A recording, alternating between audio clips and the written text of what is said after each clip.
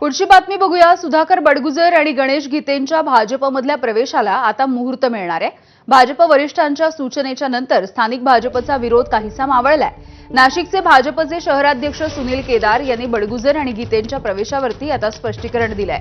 इतर पक्षामधील नेते आणि पदाधिकाऱ्यांना प्रवेश न दिल्यास ते दुसऱ्या पक्षात जातील। स्थानिक पातळीवरती आरोप प्रत्यारोप होत असतात, पण पक्षवाढीसाठी प्रदेश पातळीवरती निर्णय होईल आणि तो आम्हाला मान्य असेल असंही सुनील केदार यांनी म्हटलंय। प्रवेशासंदर्भात कालच जळगावला आमची जिल्हाध्यक्षांची बैठक बोलवली होती। त्यांनी सांगितलं आपण जरी पक्षात घेतलं नाही तरी इतर पक्षात ते जाणारच आहे।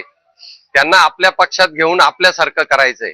भारतीय जनता पार्टी ही संघाच्या मुशीतून तयार झालेली भारतीय जनता पक्ष आहे आणि त्या पक्षाच्या कार्यपद्धतीत जो टिकला तो राहतो, जो नाही टिकला तो परत जातो।